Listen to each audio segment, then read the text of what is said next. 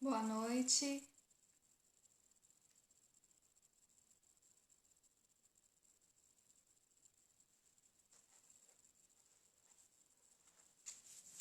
Boa noite, Fátima. Tudo bem? Bem-vinda.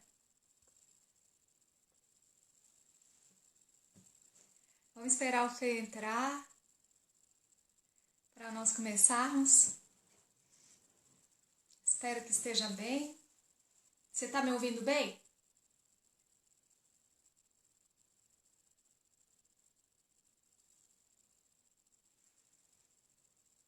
Oi, Fê, bem-vindo.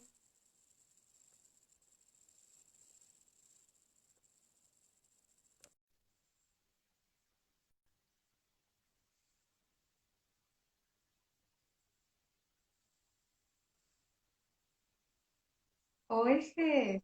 Tudo bem, Carol? Tudo bem? Boa tarde. Como foi a semana? Tudo bem, graças a Deus. Fátima, Passou nós rápido, né? demais da conta. Vamos esperar o pessoal entrar, Fê? Hum, A gente espera uns minutinhos. Se não entrar, a gente vai deixar, vai ficar gravado e a gente pode assistir depois, que é ótimo também. Não passou rápido, não, passou voando essa semana. voando, né, Carol? Meu Deus do céu. Bem-vinda, Ale. Como- Que bom tê-la aqui. Bem-vindo, Edu. Oi, bem-vindo. Eu adoro contos orientais. É, Rosto está fino. Ah, é o. É que eu tô no iPad. contos orientais. Eu vou começar com um conto aqui, mas não é oriental. Então começa, pode. Oi, Aureluz, bem-vinda. Apesar de que, não sei se você viu, hoje a gente está comemorando, a colônia japonesa está comemorando o Dia da Imigração. 18 de junho foi a data que veio, que chegou no Brasil a primeira embarcação de imigrantes do Japão. Que interessante, Fê. Que coincidência interessante, é uma ótima oportunidade de reverenciar, né, seus ancestrais, seus Sim. ancestrais e talvez nem ancestrais, talvez amigos ou aqueles que começaram, né, a vinda para cá de alguma É, forma. e é muito interessante, porque eu sou a terceira geração, né? E revendo a história, eu vi que, na verdade, quando a primeira geração, né, que é a geração de japoneses mesmo, até a primeira, então a geração dos japoneses, né? Os japoneses que vieram para cá e a primeira geração que nasceu aqui no Brasil, até essa primeira geração, a intenção deles não era permanecer no Brasil, que inclusive diz que até a primeira geração, a maioria dos japoneses, né, dos imigrantes, eles não se preocuparam em aprender a língua, né, do país. Eles continuaram com a língua deles, com a escola deles, porque a intenção deles era retornar para o Japão. E aí tem uma história toda muito legal, né? E o Brasil é o país onde se tem o maior número de japoneses fora do Japão, né? Descendentes, pelo menos. Na minha última turma de formação de constelação familiar, nós éramos em 8. 4 eram descendentes japoneses. Eu também, na terceira geração, tal qual você. De formação do quê? Na última formação que eu fiz de constelação. Sério? Olha aí, ó. E homens? Não, um homem e 3 mulheres. Ah, tá vendo? Nós precisamos equilibrar esse masculino na constelação, viu? De alguma forma está equilibrado, né? Sim, mas a gente precisa pensar num movimento de trazer os homens para trabalhar com o masculino. Podemos Tamo olhar. aí, Carol. Sim. Vamos começar Pessoa. então? O pessoal chegou. Hoje a gente vai falar sobre a ordens da ajuda na mediação. Fernando com a experiência dele para compartilhar conosco de anos e anos de mediação, né, Fê? Sempre aprendendo com ele todos os dias. Longe ou não, né, Fê? Eu sempre aprendo. E vou te passar a palavra para você começar.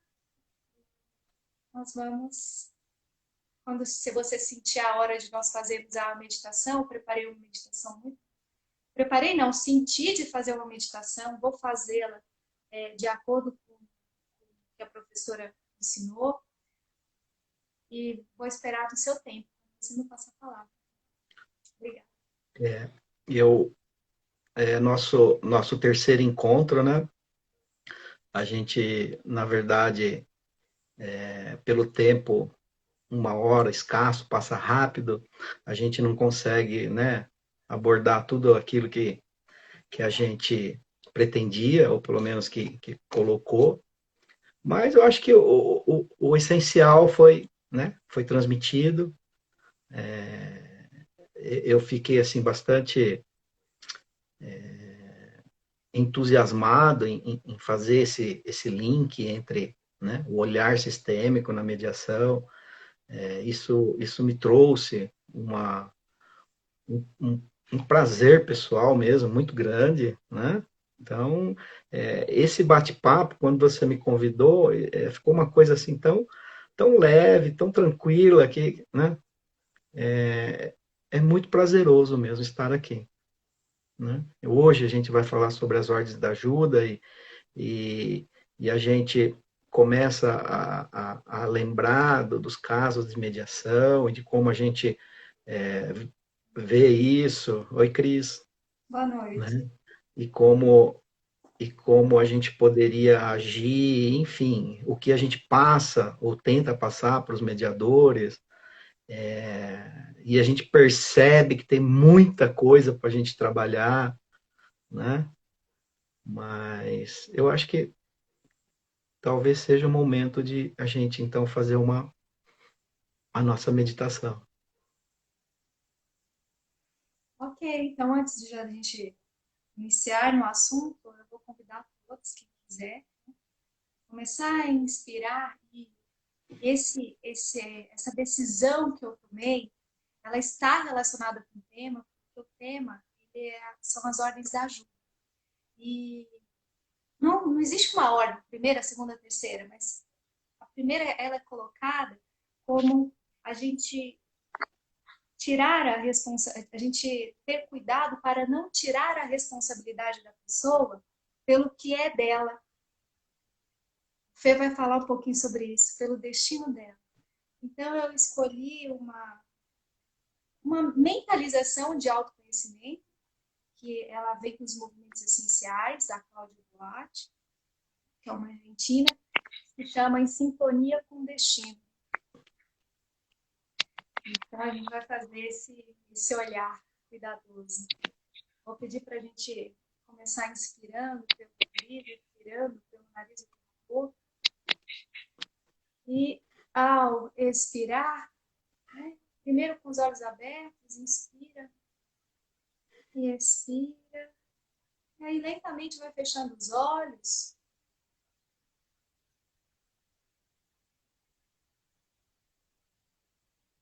E vai se conectando com a sua respiração.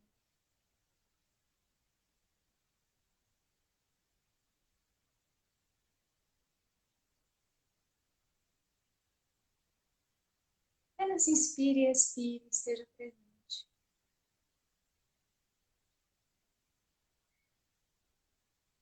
Aí, com toda a sua presença, Eu vou pedir para você mentalizar uma cachoeira de todas as tonalidades de luz dourada, descendo do topo da sua cabeça, passando por todo o seu corpo e permanecendo em volta de você. Essa luz dourada permanece em volta de você enquanto nós vamos fazer a mentalização. Sempre com a respiração consciente e com o olhar, atenção à sua respiração e ao seu corpo. Agora eu vou pedir para você mentalizar uma pessoa que tem um destino que lhe pareça difícil, mas não uma pessoa com um destino muito difícil, uma pessoa que seja um meio termo, um destino difícil. Visualize essa pessoa.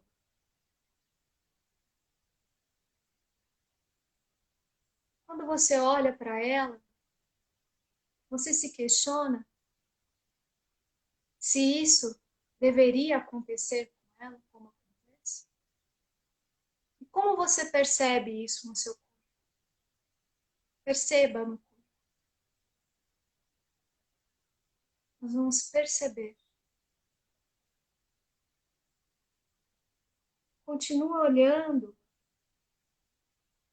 para essa pessoa que você acredita que tem um destino difícil de concordar.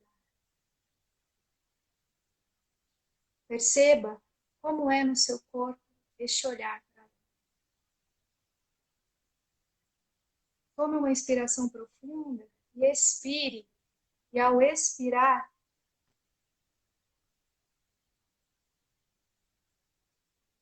perceba o seu destino e se sintonize com ele, com o seu destino próprio.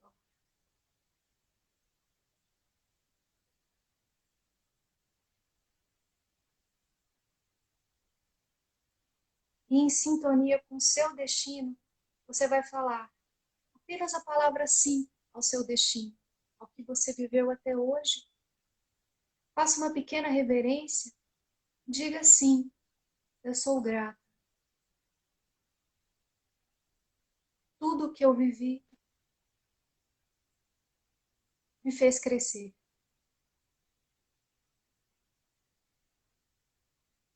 Então volte a atenção para a pessoa que você mentalizou e para o destino dela. Nesse momento, você em sintonia com o seu destino, com o seu sim, olhe para essa pessoa.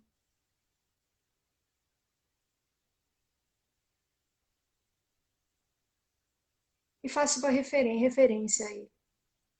E diga, eu respeito o seu destino.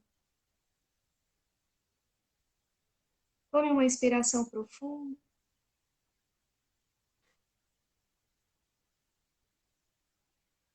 E também olhe para ele e diga, você tem força e eu reconheço a sua força para viver o seu destino. E eu tenho força para viver o meu destino.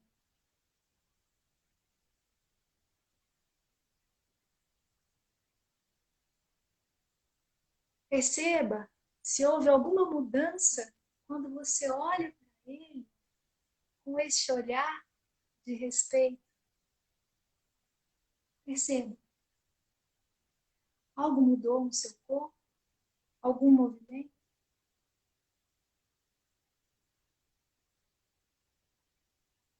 Então, a partir desse clima interno que você está olhando para essa pessoa,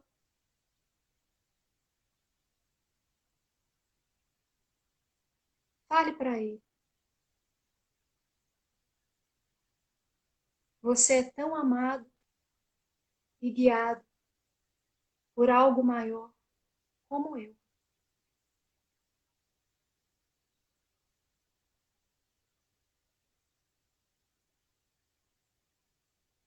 Você veio viver o seu destino.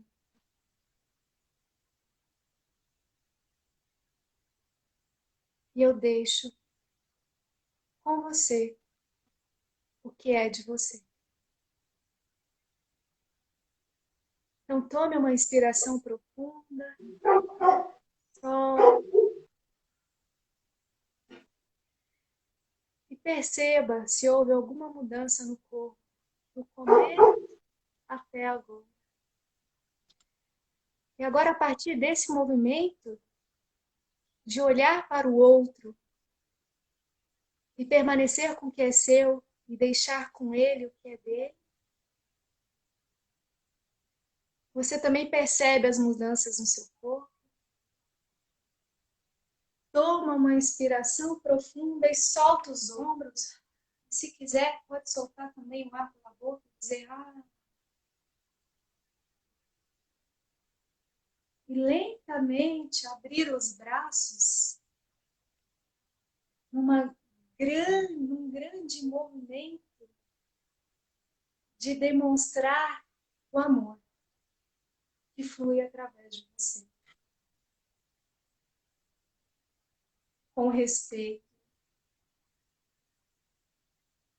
ao que é do outro. Tome uma inspiração profunda e solte. Lentamente, vá tomando consciência do corpo, dos pés, das pernas, das mãos, dos ombros, da cabeça e volte. E se quiser depois compartilhar conosco as sensações no corpo ou algo, estou à disposição.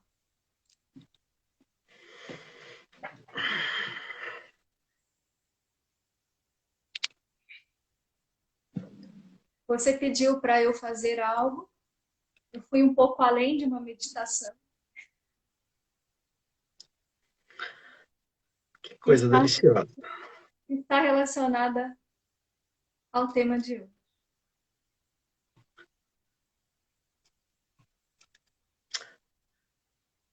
Tudo a ver, faz muito sentido, né? Tudo isso. Eu acredito até que, assim, agora no final, estava me vindo uma pergunta que você me fez, se para ser mediador precisaria ser constelador. E eu estava me lembrando que eu disse para você que não precisaria, que a gente, né, com as ordens, com as leis do amor, as ordens do amor e as ordens da ajuda, era suficiente para a gente começar a entender e dar um novo direcionamento para o mediador, né? Eu só vou pedir para o pessoal, se tiver baixo o som, só para avisar a gente, que eu estou um pouco longe do microfone. Então, e daí eu estava me lembrando que quando a gente falou sobre as ordens do amor, eu olhava muito, né? Eu olho muito para a questão da qualidade das nossas perguntas como mediador, do nosso olhar, como muda o nosso olhar para as pessoas. E agora, hoje, quando a gente vai falar sobre as ordens da ajuda, é muito interessante porque eu acredito que tem muitos mediadores, né?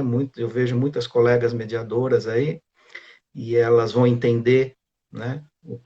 Por que eu estou falando isso, porque as ordens da ajuda vêm falar do eu mediador. A gente vai, eu vou tentar, né? Compartilhar com esses mediadores, né? E, e tentar responder as suas perguntas, porque elas estão mais diretamente ligadas ao mediador, ao eu mediador, né? E eu gostaria de começar esse nosso bate-papo contando uma história. Você falou que gosta de histórias orientais, essa não é oriental, é uma história que provavelmente você já ouviu, provavelmente alguns ou muitos dos que estão aí nos ouvindo também já conhecem, mas eu gostaria de compartilhar, que é a lição da borboleta.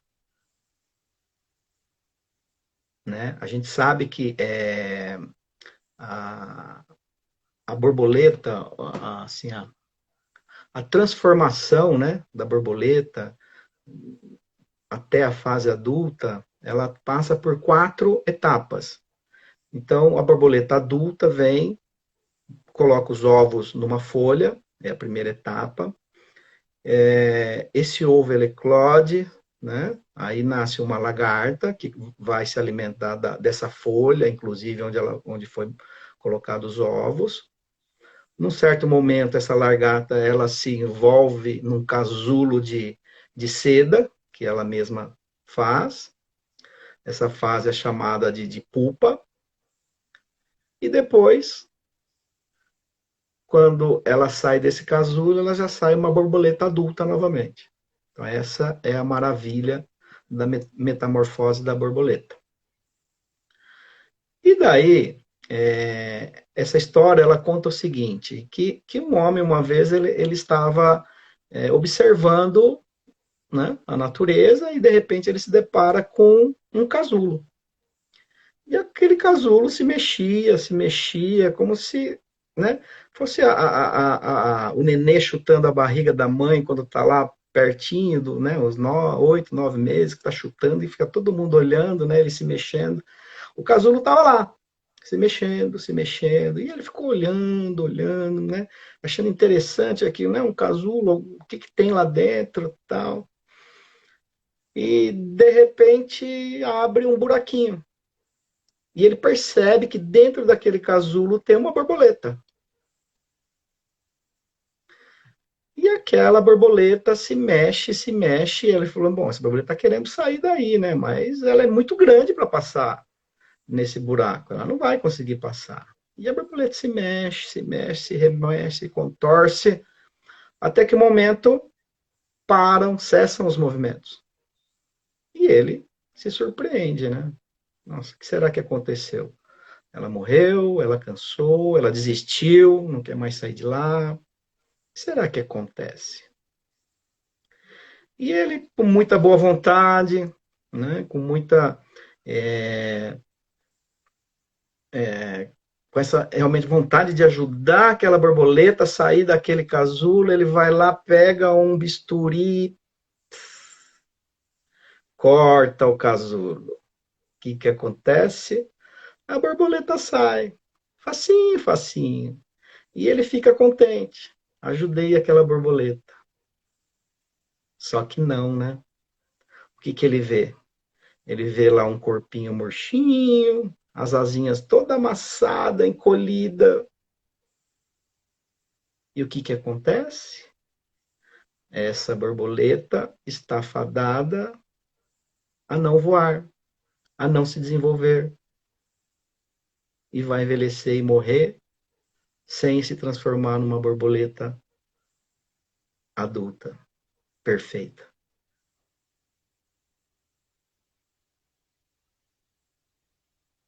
Tá fazendo sentido isso para vocês? Há um mês atrás, uma borboleta acabou nascendo aqui em casa. E eu até entendo que ela demora mais ou menos nesse processo umas 6, 7 horas.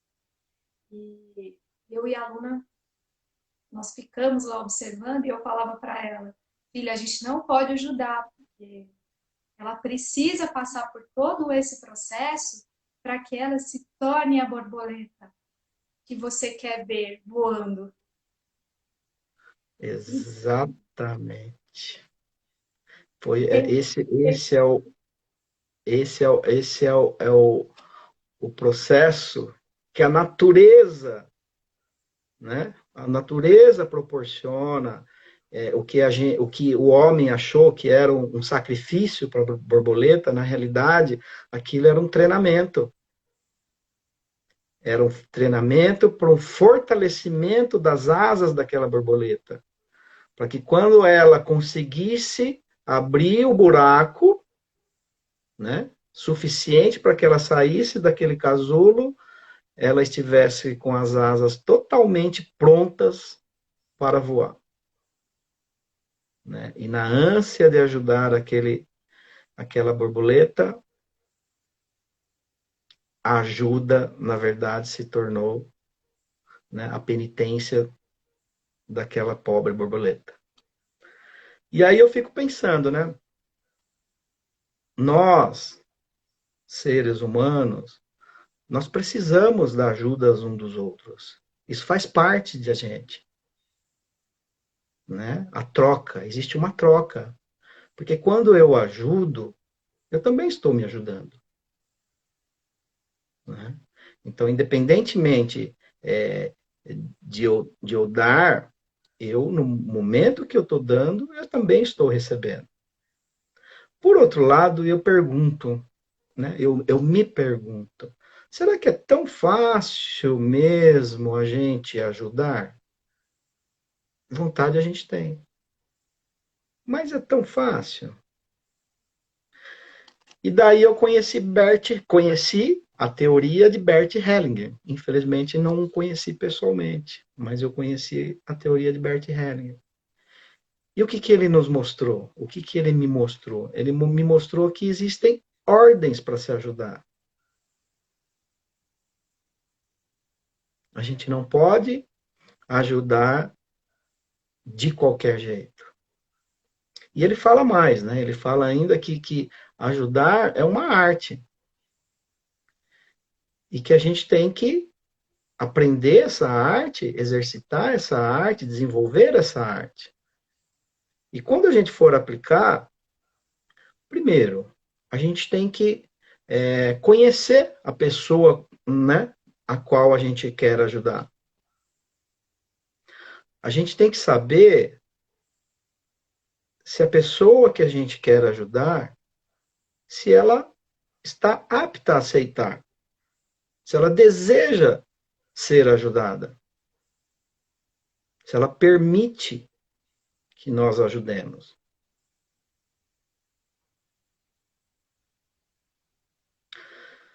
Outra coisa, é muito comum pessoas que pedem ajuda se colocarem no lugar de criança ou de vítima, chamando a gente, né, ou fazendo com quem vai ajudar se sinta na posição de pai ou de maior, né? E Bert nos coloca que isso não funciona. A gente tem que tratar de igual para igual, de adulto para adulto. Senão também essa ajuda não vai fazer efeito. Muito pelo contrário.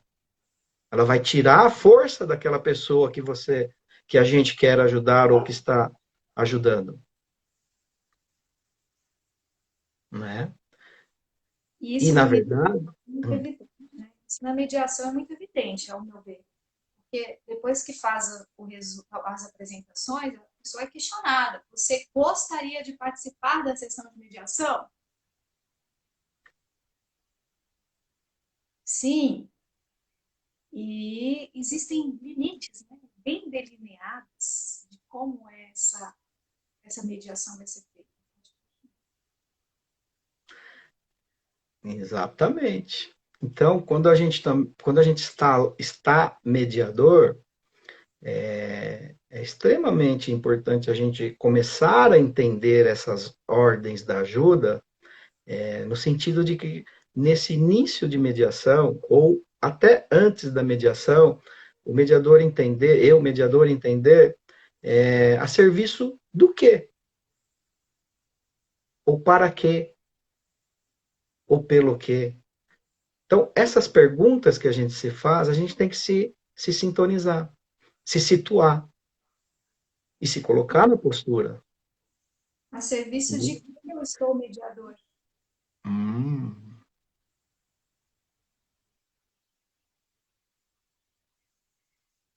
E talvez essa dinâmica, alguns reflexos da dinâmica do ajudador e do ajudado em desequilíbrio, quando o ajudador permanece sempre ajudador e o ajudado fica sempre ajudado. e Oi, equilibrado. deu uma travada, Carol. Não, eu só estava falando que das possíveis reverberações do desequilíbrio é o ajudador sempre permanecer ajudador e o ajudado sempre precisar de ajuda. Ah, nós vamos chegar nós vamos chegar a ordem, uma das ordens que fala exatamente isso, né? Mas essa questão você realmente traz algo que todos nós podemos refletir, né? A serviço de quê trabalho com que trabalho? A serviço de que estou aqui como mediador? Porque talvez isso nos traga posições que estamos, né? Posições de ajudador, de solucionador, de pai, de mãe, de N, ou estou a serviço de algo maior? Estou a serviço do quê? É muito importante para a postura do mediador, ele compreender, né, a serviço do que ou de quem ele está naquele momento. Porque se ele não se colocar nessa postura correta, ele não vai estar ajudando. Pelo contrário, ele pode estar complicando ainda mais o conflito daquelas pessoas, né? Então, já entrando na primeira ordem da ajuda de Bertin, né, onde ele fala que a gente deve dar apenas o que a gente tem, né, e somente esperar e tomar, né, o que se necessita, é, é uma coisa que a gente, dentro da mediação e dentro dessa postura do mediador também, a gente tem que saber os nossos limites, né, do que a gente tem para dar e o quanto aquelas pessoas também podem e necessitam da nossa ajuda, né? E Bert coloca que a desordem dessa primeira ordem da ajuda é quando eu quero dar mais do que eu tenho para dar, ou a outra pessoa exige de nós mais do que aquilo que nós temos para dar, isso gera emaranhamento, isso gera conflito. E essa desordem acaba transformando aquilo que seria bom em uma coisa muito ruim, né? Você consegue visualizar alguma coisa na sua experiência, né, que você teve lá com a gente? Bom, eu me lembro bem de uma oportunidade que eu fiquei totalmente envolvida com o relato de uma pessoa. Eu, eu pedi licença porque eu realmente fiquei muito tocada com o que estava acontecendo. Saí da sala, sentei bem do seu lado, assim, olhei para você e falei: a gente precisa ajudar essa pessoa de alguma forma. Eu não sei como que nós vamos ajudar. E você olhou para mim, você já é consteladora já, Carol. E aí eu peguei e voltei assim bem a mim, assim, porque é um estado de atenção pulsante na realidade. Aí você olhou bem para mim e falou: você sabe se ele quer ajuda? E, e foi isso. E aí eu lembro de pegar meu caderninho assim, voltar para trás, toda um pouquinho desajeitada para a sala e olhar para ele. E aí foi a hora, imagina, só depois de você me fazer essa pergunta, eu cheguei para ele e perguntei: o senhor precisa de ajuda? Porque eu já tinha na minha cabeça bolado inúmeras soluções para ele. E ficou tão cansativo para nós É, dois que eu saí da sala. ó, E eu nem falar nada para ele, eu tinha falado ainda. Mas eu percebi que algo não ia bem. Eu percebi que algo não ia bem. Então eu fui lá deixe eu ver o que está acontecendo aqui, porque algo não vai bem aqui dentro de mim, né?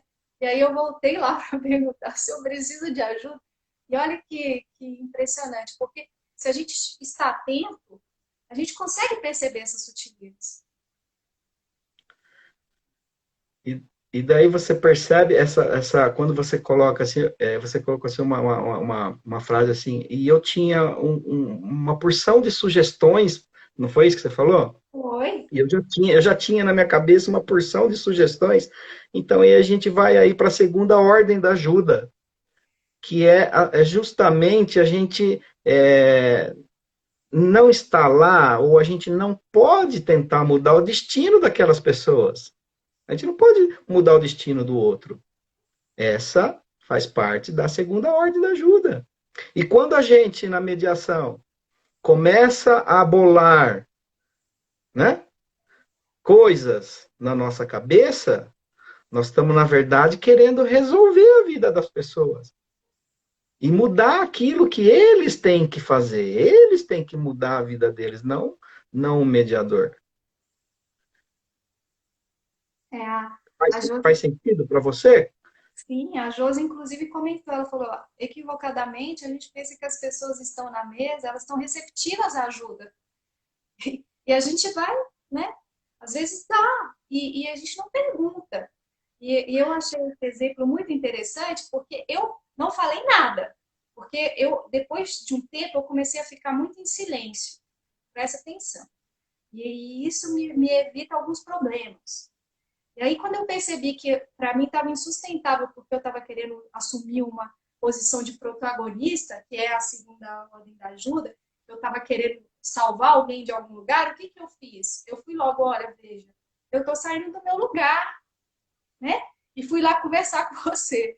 E você me colocou no meu lugar de volta, e eu voltei no meu lugar, né? E fiz o que eu deveria ter feito. Precisa de alguma ajuda? Não estou falando que eu não poderia ter feito nada, mas eu precisava ter perguntado antes, né? Senhor, em relação a isso, o senhor precisa de algo que eu possa lhe oferecer? E talvez algo tão simples, que às vezes a gente dá uma solução, fala várias coisas, explica, abre o coração, fala, nossa, mas eu ofereci tanto para aquela pessoa e aquela pessoa ainda foi embora da minha vida. Isso acontece muito em amizade, né, Fê? Eu aquele Sim, amigo, qualquer relacionamento. tudo para ele. Se, nossa, você está com um problema, não vou te ajudar a solucionar esse problema. Nem pergunta se ele quer. E aí esse amigo some, né? Some. Nunca mais na vida volta. Porque ficou pesado para ele. E para você também, né? Você ficou grandão e ele Como que ele talvez. vai retribuir? Como que ele vai retribuir isso para você? Né? Se ele não consegue retribuir, o que que ele faz? Ele se afasta. E aí a Josi colocou aqui, equivocadamente, pensamos que as pessoas que estão na mesa estão receptivas à ajuda, né? Foi ela, acho que foi ela que colocou. É exatamente isso. Então, a gente pensa, né? Ou a gente pensa que a gente tem a obrigação da ajuda e de resolver o problema das pessoas, e quando Bert coloca que a ajuda é uma arte e que a gente tem que compreender o outro, a gente tem que compreender até onde ele está receptivo, até onde é a necessidade dele, até onde nós podemos, até onde é o nosso limite, tá tudo voltado para o eu mediador. A postura do mediador está dentro desse mediador, né? E quando a gente fala aqui que a gente colocando essas opções ou sugestões, né? A gente está tentando mudar o destino das pessoas. Eu lembro, me vem agora assim uma outra historinha. Eu não sei se vai dar tempo de contar, porque o tempo está passando rápido, inclusive. Mas a história de um ancião, né? A história de um ancião de uma tribo em que todas as vezes que alguém estava doente, as famílias chamavam esse ancião para rezar, para, enfim, né, fazer o papel do ancião. E o ancião, ele percebeu que todas as vezes que ele entrava no quarto, né, onde aquele enfermo estava, se ele estivesse com a cabeça virada para a janela, ele ia morrer. No dia seguinte, ele ia morrer.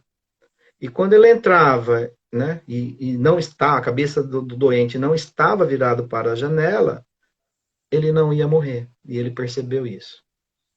E numa dessas visitas, era uma criança. E ele se tocou. E ele se tocou e ele falou: puxa vida, se eu perceber isso, né? Se quando o doente está com a cabeça virada para a janela, ele falece. E quando ele não está, não falece, a criança está virada a cabeça né, para a janela. E pediu para as pessoas virarem a cama e tirar a cabeça virada para a janela para o outro lado.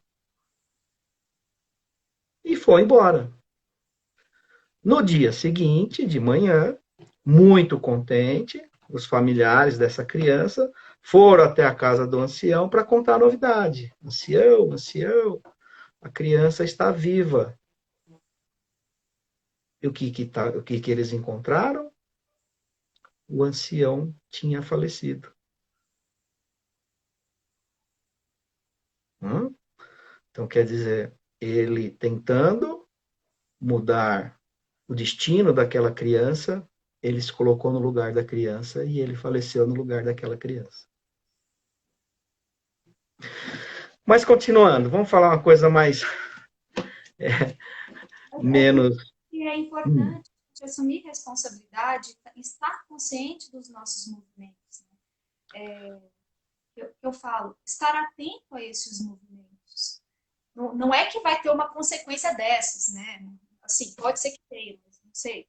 Não vai ter uma consequência dessas, mas os movimentos de deixar com que a pessoa viva o destino dela e cresça, porque não existe nenhum dia que faça parte das nossas vidas que não seja necessário para que nós, para a nossa história da humanidade.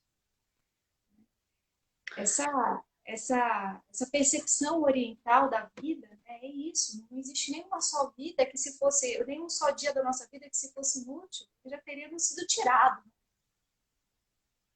E reconhecer isso. O movimento de cada um.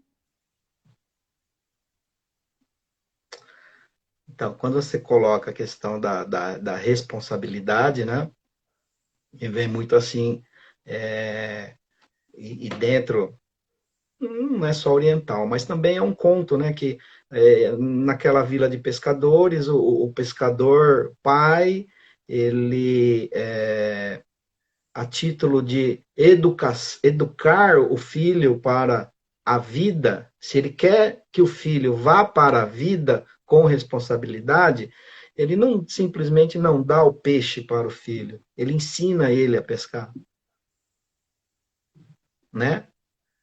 E trazendo isso para a mediação, olha que coisa que me veio agora muito assim, muito forte, até voltando na questão das sugestões. E dentro disso que a gente está falando, uma coisa muito interessante de responsabilidade. Quando eu, mediador, começo a dar sugestões para as partes, né, e começo a tentar resolver o problema para eles, eu estou me colocando numa postura de pai, trazendo eles numa postura de filhos, né, totalmente desnivelado, né, não é de adulto para adulto. Eu estou fazendo com que essas pessoas fiquem alienados, que elas fiquem, como que eu posso dizer, dependentes de uma terceira pessoa para resolver os conflitos dela, não é isso? Lembrando que um dos objetivos da mediação é fazer com que essas partes saiam empoderadas. Empoderadas no sentido de que elas mesmas consigam resolver os conflitos delas, né, pelo menos a maioria do cotidiano, é, entre elas mesmas, por elas mesmas, sem necessidade de um terceiro. E no momento que eu interfiro dessa maneira, eu tiro deles a oportunidade deles crescerem e de eles assumirem a responsabilidade pelos seus próprios conflitos e pelos seus próprios atos.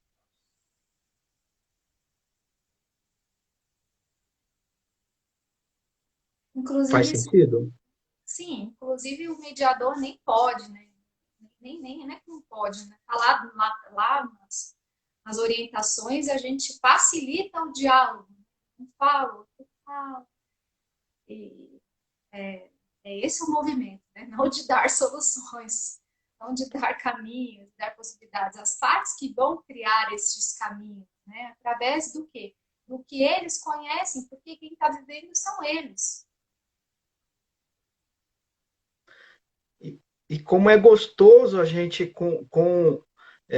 assim, no curso de mediação a gente realmente ensina, né, ou coloca para os alunos exatamente isso, que o mediador não pode dar sugestão, e as técnicas da mediação.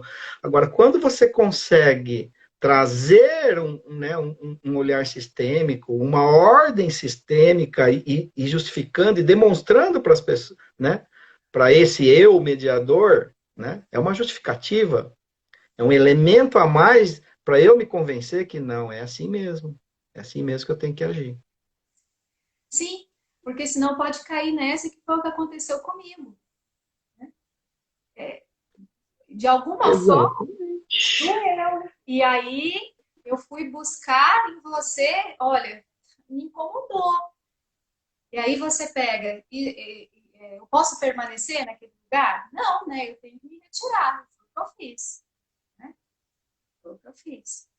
E isso faz, essa é a oportunidade que dá. Eu sei porque, eu entendo agora, eu entendo porque me sinto assim.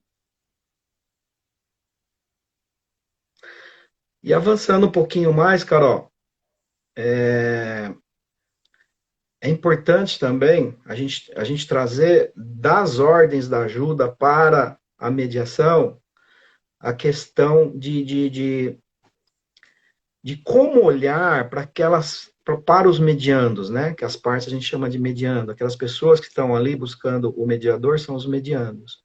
Ah, Como olhar para eles? É muito comum, né? Isso é normal, a gente olhar para aquelas pessoas e tentar conversar com elas como se, por exemplo, são duas pessoas, só visualizando eles individualmente, um contra o outro, um com cada um com o seu pensamento. E se a gente vai para as ordens da ajuda, a gente vem, né? O que Bert coloca para a gente é que essas pessoas não são, a gente não pode olhar para elas individualmente. Eles têm um sistema todinho atrás deles. Cada um tem o seu sistema, né? Cada um tem seus pais, seus avós, sua companheira, seus filhos. E muito daquilo que está acontecendo, e muito daquela questão que está sendo trazida na mesa ali para a gente, às vezes, o emaranhado, ele até fala que o dono da resolução daquele conflito não está ali, está no sistema dele.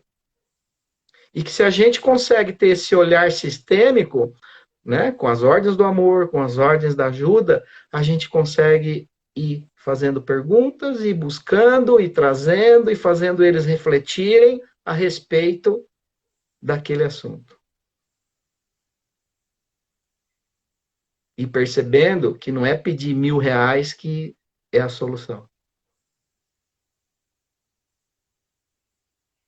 e algo que eu trago muito em relação a isso, porque eu faço esse movimento interno. Às vezes as pessoas, eu estou olhando para as pessoas e algo, sinto algo, e eu percebo esse sentimento algo. Eu dou uma olhadinha para o lado, assim, né? Eu nem coloco a mão, mas eu dou uma olhadinha para o lado para ver que existe justamente isso. Isso eu internalizei no meu dia a dia. Existe algo ali, né? Existe um contexto, um pai, uma mãe, uma realidade, uma companheira, uma vida. E aí, depois que eu olho bem para cá, bem para o lado, qualquer um dos dois lados, eu volto a olhar para a pessoa e o quanto esse simples movimento faz com que você vá muito além.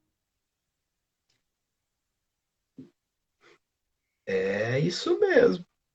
Eu estou vendo uma metade de alguém que colocou, não vi nem o nome de quem colocou, mas ele coloca aqui com técnica pura, por vezes ele me olhou bem, seriamente, você não está advogada, deixa advogado em casa. Eu não vi o resto A do Josi texto. que falou. A A Josi falou, Josi? aprendi a mediação com a técnica pura. É, Por o Fernando me olhou bem seriamente, você não está advogada, deixa a advogada em casa. exatamente. Então, se a gente também for olhar para as ordens da ajuda, a gente vai observar que nós precisamos fazer tudo isso sem julgamento, não é? E por vezes a gente cai nessa tentação de estar julgando, né? Inconscientemente a gente passa a julgar. É que o nosso eu pessoal julga. É natural nós julgarmos. Essa é uma discussão que esse nosso eu pessoal julga. E aí talvez a gente possa olhar para aquela grande questão. Né?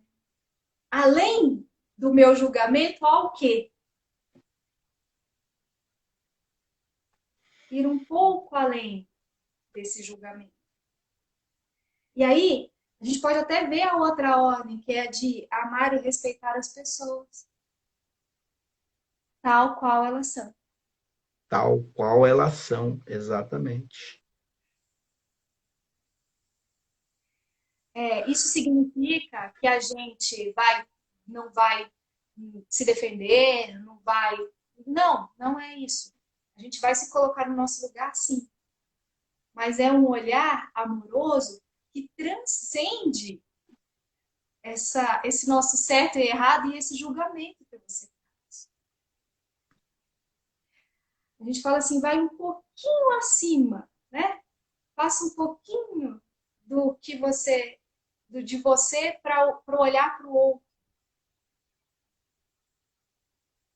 E quando a gente fala em amor, não fala em amor romântico, né?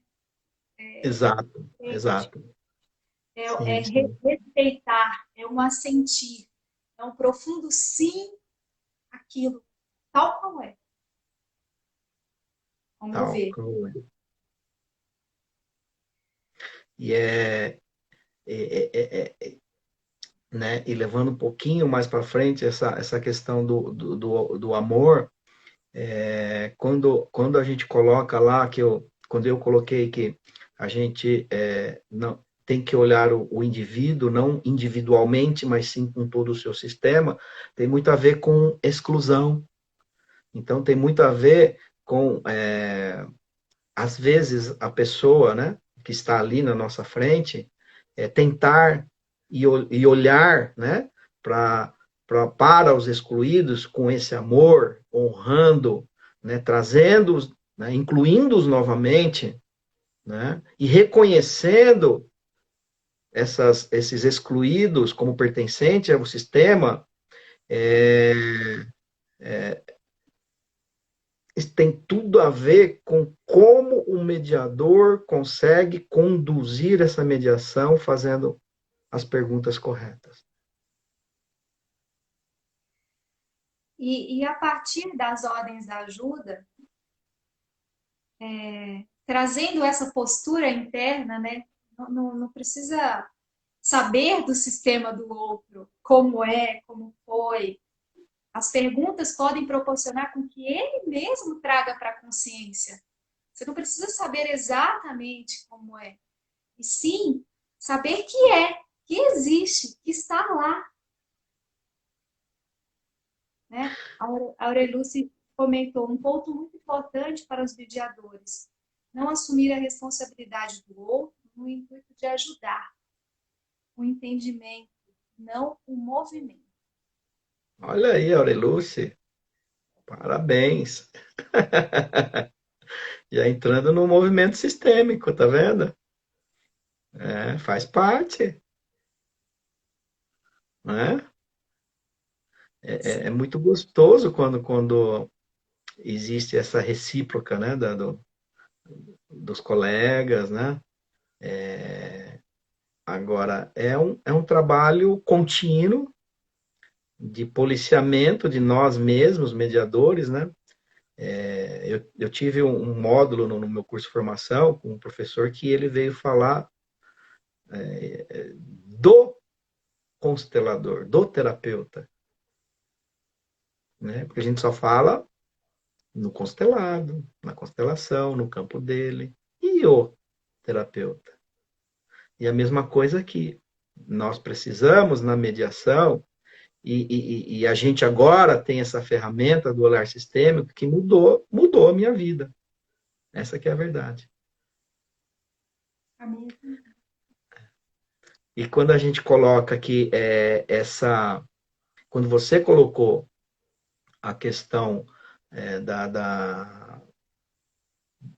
como que você colocou, eu coloquei como as perguntas para as pessoas, elas não precisamos entrar no sistema das pessoas, isso, agora eu me lembrei. São exatamente, né, aquilo que a gente orienta os mediadores, sem olhar sistêmico, que eles precisam fazer perguntas abertas. Com o olhar sistêmico, além de abertas, reflexivas. E com o movimento. É o que a gente fala muito, né? Eu já falei em outra oportunidade, não tem muito a ver com mediação, mas assim, se a gente está numa empresa, aí você vai conversar com a pessoa, você leu o jornal da semana ali? Você gostou? Sim. Você acha que tem que fazer alguma mudança? Não. É diferente se você pergunta, você leu o jornal da semana? Ah, eu li. O que você achou? Aí tem que responder. Não é diferente? É diferente. O que você achou? Ah, eu achei isso, isso e isso. Aí, a partir da resposta, você pode fazer outra pergunta. Então, a diferença de você fazer perguntas antes de você fazer, essa pessoa vai responder sim e não, ou ela vai responder, ela vai ter que responder algo, né? Porque às vezes a gente deixa a pessoa no sim e não. É fácil, né? Você aceita? Sim. Aceita? Não. Você quer isso? Sim. E ao invés de perguntar para ela, você aceita isso, isso, isso? O que você quer? Não é diferente? Como você gostaria que fosse? O que você espera? Faz toda a diferença. E aí, a partir disso, ela também pode, né, ampliar a visão e se colocar num lugar diferente. Talvez. E você está respeitando ela, todo o sistema dela, que está por trás. Você dá para ela o que você tem, que é a possibilidade de o quê? Dela fazer as próprias reflexões. Não você por ela. Ao meu ver, né? E quando você faz eles refletirem, você transmite para eles a responsabilidade, que é algo muito importante e diferente quando você faz as sugestões. Você assume a responsabilidade, né? Mais ou menos o que a Aurelúcia até colocou. Então, eu continuo tentando estudar e fazer essa aplicação do que a gente aprende no sistêmico na mediação. E esses encontros e esses bate-papos, eu acho que a gente consegue desenvolver um pouco mais. Seria muito legal se a gente tivesse mais tempo e a participação de mais pessoas, né? Sim, mas fica disponível na internet, as pessoas estão assistindo, todo mundo está trazendo um feedback super positivo. Nós temos 10 segundos, se despeça, Fê, para falar tchau, você é nosso convidado de honra.